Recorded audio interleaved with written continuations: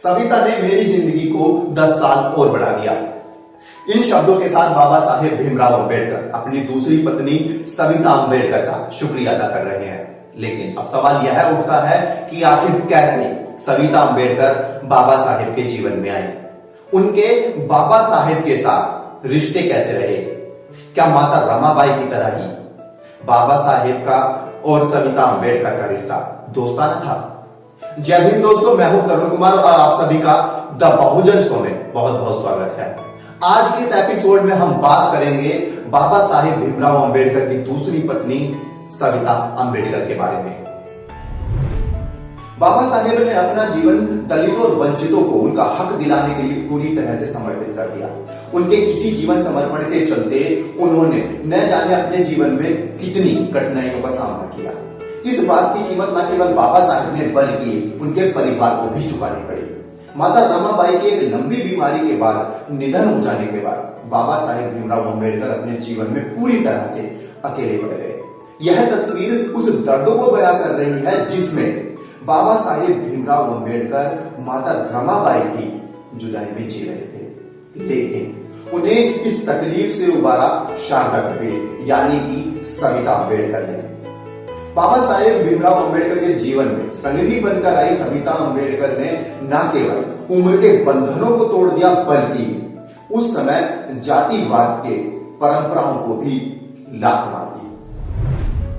Forward press पर प्रकाशित एक लेख में वरिष्ठ पत्रकार और लेखक मोहनदास नेमिशराय सविता अंबेडकर और बाबा साहेब के जीवन में आने की बात बताते हैं। सविता जी डॉक्टर अंबेडकर के जीवन में कैसे, कहां, कब और क्यों आई, इस बारे में बहुत से लोगों के मन में हजारों सवाल रहे हैं। वैसे भी इस बारे में बहुत सारे लोगों ने उलट पुलट बातें फैलाई हैं।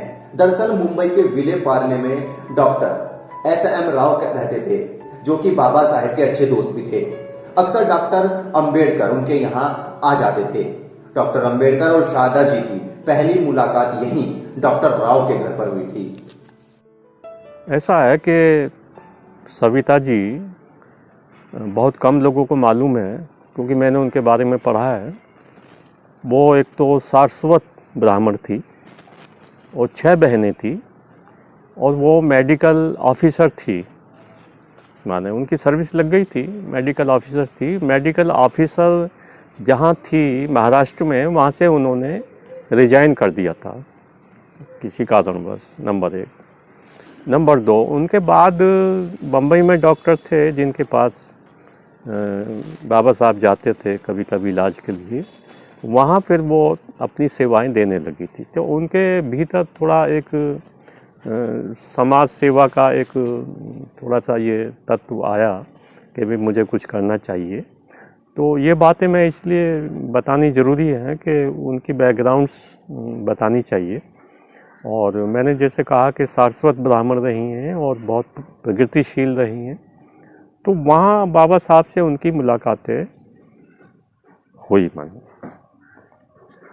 अब जहाँ तक प्रभाव की बात है, दोनों का आपस में परस्पर जो मतलब ये हुआ, क्योंकि बाद में उनके पत्र भी आते थे। अभी उनकी भी एक आत्मकथा आ गई है ना, सविता अंबेडकर जी, हिंदी में भी आ गई है।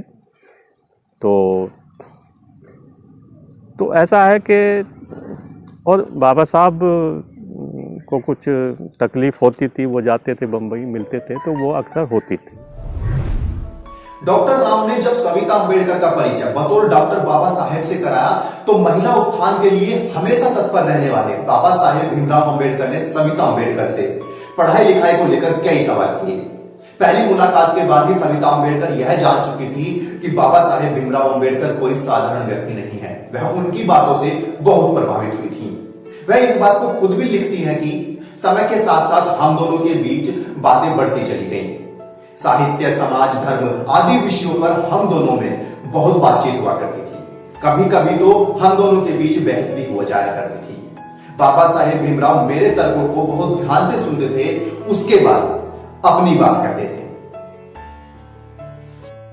वो भी थोड़ा सा प्रभावित हुई, क्योंकि बाबा साहब तो उस समय वायसराय काउंसिल के मेंबर थे और वायसराय काउंसिल का मेंबर होना टेक्निकली वो समझ लीजिए कि 4 मंत्री के बराबर एक पद होता था उस समय। बाबा साहब को जितने पोर्टफोलियो मिले हुए थे, लेबर का, ये अदर, तो वो भी प्रभावित थी। और बाबा साहब को ज़रूरत थी, माने एक महिला की ज़रूरत थी, मैं अगर ये कहूँ कि बाबा साहब को एक ऐसी महिला की ज़रूरत थी जो उनके विचारों को समझे और उसके अनुरूप उनको मदद करे, उनके साहित्य से संबंधित विमर्श होता रहे पारिवारिक एक स्थिति में।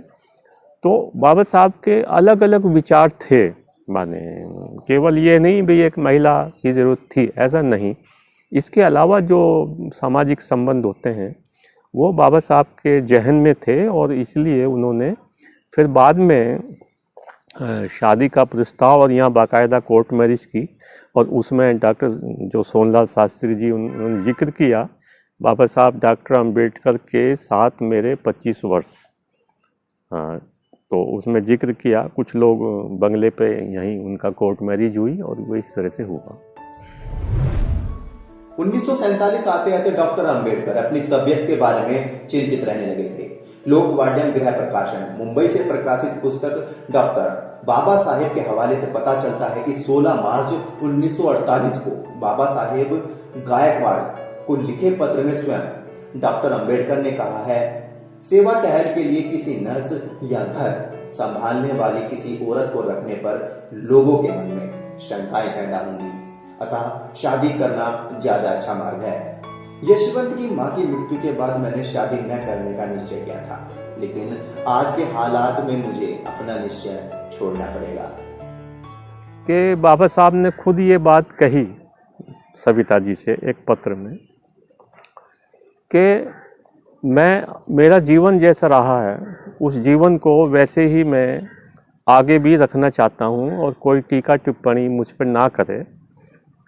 आप मेरे जीवन साथी बनना चाहते हैं, उसी रूप में मैं आपसे आगे का वार्तालाप और संबंध रखूँगा, ऐसा बाबा साहब ने कहा। तो ये एक बात ये रेखांकित होती है कि बाबा साहब अपने कैरेक्टर को माने वो बनाए रखा, और उन्होंने, और उनको मैं ऐसा मानता हूँ कि उनको एक साथी की ज़रूरत थी, ऐसा मैं मानता हूँ। और साथी की ज़रूरत होनी चाहिए। इतनी उम्र में कोई व्यक्ति अगर अकेला है, और अकेले का मतलब यह है कि एक बात मैं और बताना चाह रहा हूँ, और वाकई में अकेले रहते थे। केवल उनका एक लड़का यशवंत अंबेडकर वो उनके पास आता था कभी कभी, और कभी कभी वो जैसे अक्सर बेटे होते हैं तो फिर वो बम्बई चला जाता था। तो बिल्कुल अकेलापन था बाबा साहब के जीवन में। 15 अप्रैल 1948 को उनका विवाह हुआ। शादी के लिए रजिस्ट्रार के तौर पर रामेश्वर दयाल डिप्टी कमिश्नर दिल्ली बुलाए गए थे। यह विवाह सिविल मैरिज एक्ट के अधीन सिविल मैरिज के तौर पर संपन्न हुआ था। शारदा कबीर एक ब्राह्मण लेकिन प्रगतिशील परिवार से आती थी। उनके घर वालों ने भी इस शादी पर आपत्ति नहीं जताई। ब्राह्मणवाद की सबसे कटु आलोचना करने वाले डॉक्टर अंबेडकर शारदा जी को प्यार से सविता कहकर बुलाते थे। इसी वजह से शारदा कबीर हमेशा के लिए सविता अंबेडकर हो गई। उन्होंने न सिर्फ बतौर डॉक्टर बाबा साहेब की सेहत का ख्याल रखा, बल्कि एक जीवन साथी के तौर पर उनके सामाजिक कार्यों में भी भरपूर साथ दिया। चाहे मिलिंद और सिद्धार्थ कॉलेज का निर्माण कार्य हो या फिर कोई अन्य कार्यक्रम, वो हमेशा बाबा साहेब के साथ ही नजर आती थी। लेकिन 6 दिसंबर 1956 को दोनों का साथ हमेशा के लिए छूट गया। बाबा साहेब के महापरिनिर्वाण के बाद सविता अंबेडकर भी अकेली रह गई। बाबा साहेब के महापरिनिर्वाण के बाद कई लोगों ने यह आरोप लगाया कि सविता अंबेडकर ने ही बाबा साहेब भीमराव अंबेडकर की हत्या की है। कई तरह की तमाम अफवाहें फैलाई गई। किसी ने कहा कि उन्होंने बाबा साहेब भीमराव अंबेडकर को जहर देकर मार दिया, तो किसी ने अपनी नई कहानी बोली। लेकिन कोई भी जांच रिपोर्ट इस तरह की सामने नहीं आई जो इन सभी दावों को सही साबित कर सके। मैं इस आरोप को बिल्कुल एक बेबुनियाद मानता हूँ, इसलिए कि सविता अम्बेडकर जी, मैं जब बाबा साहेब डॉक्टर अम्बेडकर फाउंडेशन में एडिटर रहा हूँ, अशोका रोड पे ये ऑफिस था उस समय, सविता जी हमारे ऑफिस आती थी और मिलती जुलती थी लोगों से। तो और उसमें भी बाद में जो मैं बम्बई जाता था, बम्बई प्रवास में वो मुलाकातें होती, बातचीत होती थी। तो ये बात मैं इसलिए मैं अपनी और सविता जी की मुलाकात इसलिए कह रहा हूँ कि बहुत सारी चीज़ें आपको तभी पता लगती हैं। एक व्यक्ति दूर है और उससे आपके कोई ताल्लुकात नहीं है, तो उसका जवाब देना और एक जो नज़दीक आदमी है उसका जवाब देना, वो एक फ़र्क होता है। तो सविता जी आरंभिक दौर में थोड़ा सा एक बड़े व्यक्ति की पत्नी रही हैं, इसलिए होता है मनोवैज्ञानिक रूप से, तो वैसी वो भी थी। लेकिन बाद में थोड़ा सा वो बहुत सोशल होने लगी थी और दलित समाज के लोग, जैसे रामदास आठवले के प्रोग्राम में बहुत जाती थी। लखनऊ में दलित पैंथर का प्रोग्राम होता, वहाँ जाती थी एक उतनी उम्र में। तो ये बहुत सारे लोगों ने और उसमें आगे रहे ना, सोहनलाल शास्त्री जी, ये भी मैं कहना चाहता हूँ। सोहनलाल शास्त्री जी और नानक चंद रत्तू और 2-3-4 लोग और, उन्होंने ये अफवाह उड़ाई, मैं अफवाह शब्द इस्तेमाल कर रहा हूँ, और ये अफवाह भी नहीं कहूँगा मैं, ये एक जानबूझ कर किसी महिला पर दोषारोपण करना, और ऐसी महिला पे जो बाबा साहब डॉक्टर अम्बेडकर की पत्नी रही हैं, माने एक बड़े व्यक्ति की पत्नी रही हैं। इसका मतलब ये हुआ कि वो अगर दलित, समझो कि सविता अम्बेडकर अगर दलित होती, उदाहरण के लिए मान लिया, तो क्या ऐसा होता? नहीं। एक दलितों का मनोविज्ञान ये भी रहा कि कोई ब्राह्मण थी, इसलिए ब्राह्मण होने के बहाने आप कुछ भी दोषारोपण करें, तो मैं नहीं मानता ऐसा, वो बिल्कुल गलत है मेरी राय में। अपनी आत्मकथा डॉक्टर अंबेडकर के संपर्क में सविता अंबेडकर लिखती हैं, डॉक्टर अंबेडकर के महापरिनिर्वाण के बाद मुझे प्रधानमंत्री जवाहरलाल नेहरू ने सरकारी अस्पताल में मेडिकल ऑफिसर की नौकरी देने और राज्यसभा में लेने की बात कही थी, लेकिन मैंने स्वेच्छा से मना कर दिया। कारण था कि बाबा साहेब ने मुझे किसी तरह की नौकरी से अलग रहने के लिए कहा था। मैंने नेहरू के आमंत्रण को तो छोड़ दिया, पर बाबा साहेब की बात को नहीं तोड़ा। राज्यसभा की सदस्यता को स्वीकार करना कांग्रेस की मर्जी से चलने के लिए अपने आप को तैयार करना था, जो मैं नहीं चाहती थी, और यह सब स्वीकार करना बाबा साहेब के विचारों के विरुद्ध जाना था। वे आगे लिखती हैं, मुझे साहेब ने स्वीकार किया, मैं अंबेडकर में हो गई। मैंने उनका हमेशा साथ दिया अंबेडकर होकर। यह मैं गर्व से लिख रही हूं। साहेब के परिनिर्वाण के बाद बीते 36 सालों में मैं विधवा का जीवन जी रही हूं, वह भी अंबेडकर के नाम के साथ। मैं अंबेडकर के नाम के साथ जी रही हूं और मरूंगी भी अंबेडकर के नाम के साथ। क्या इस आरोप में सच्चाई है कि सविता अंबेडकर ने बाबा साहब को लोगों से मिलने जुलने पर रोक लगा दी थी, जिसके बाद नानक चंद रत्तू और सोहनलाल शास्त्री जैसे लोगों ने कहा कि सविता ने बाबा साहब को अपने काबू में कर लिया? वो एक केवल दोषारोपण था इन दोनों लोगों का, और इनके साथ और बहुत सारे लोगों का। मैं उसमें ज़्यादा नहीं जाना चाहता कि देखिए, एक कोई मंत्री है या वीआईपी है या कुछ भी है, उसकी पत्नी ही मैं कहूँगा, शादी की थी मैंने, तो एक मनोविज्ञान ये होता है पत्नी का कि वो उसके जो पति हैं, वो चाहे कितने बड़े पद पर हैं, कुछ भी हैं, वो अक्सर लोगों को मिलने के लिए कम परमिशन देती रही है। माने ये सभी जगह होता है, केवल बाबा साहब या सविता अंबेडकर के बारे में अगर हम इस बात को तूल दें तो ये एक बेमानी बात है। माने सभी मनोवैज्ञानिक रूप से सभी महिलाएं वो ये चाहती हैं कि भी उसके जो हस्बैंड हैं वो ज़्यादा लोगों से बातचीत ना करें, क्योंकि उसकी भी एक हिस्सेदारी है। मैं एक लेखक होने के नाते ये बात कह रहा हूँ, उसकी पत्नी की भी तो हिस्सेदारी है ना भाई, समाज में वो भी तो रह रही है ना।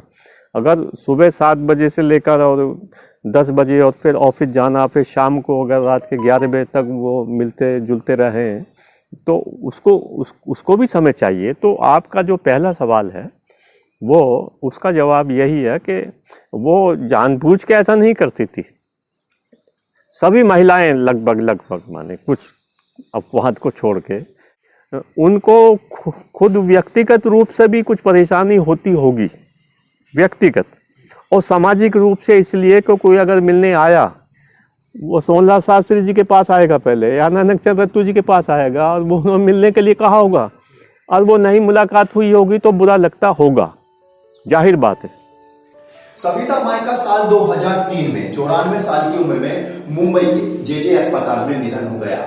लेकिन आज भी सविता अंबेडकर और बाबा साहेब भीमराव अंबेडकर के वैवाहिक जीवन को लेकर लोगों के बीच फुसफुसाहट जारी है। एक ऐसी महिला को हम लोग बीच में छोड़ रहे हैं। छोड़ने का मतलब यह है कि उस पर दोषारोपण कर रहे हैं बिना वजह। बाबा साहब चले गए तो आप लोगों की यह है, आप लोगों का माने चेतना या ये कहना चाहिए मुझे कि आपको उनकी वेलकम करना चाहिए, उनका सम्मान करना चाहिए। जबकि दलित समाज के अधिकांश लोगों ने ये दोषारोपण किया बिला वजह से माने। तो ये मेरी अपनी राय में उस महिला का हमें सम्मान करना चाहिए था और आज भी सम्मान करना चाहिए। बाबा साहब की जीवन साथी होने के नाते न कि यह है कि आप उन पे बिला वजह दोषारोपण कर रहे हैं और कोई दोषारोपण सिद्ध नहीं हुआ। बार बार जो उस समय के जो प्रधानमंत्री नेहरू जी थे उनको बार बार एप्लीकेशन दे रहे हैं, कोर्ट का दरवाजा खटखटा रहे हैं यहाँ के लोग बिला वजह, वो गालियाँ दे रहे हैं माने। तो ये एक गलत बात है मेरी अपनी राय में। दलितों को कुछ सीखना चाहिए, कुछ उस तरह से माने ये उस तरह की बातें नहीं करना चाहिए। और मैं आज की डेट में नहीं, बहुत पहले जब इस तरह मैंने बात की है, 100% ऐसा कुछ नहीं है कि बाबा साहब की हत्या की वो दोष हुई है, ऐसी कुछ भी बात नहीं है माने। तो मैं ये कहना चाह रहा हूँ कि इस सवाल को हमें बंद करना चाहिए।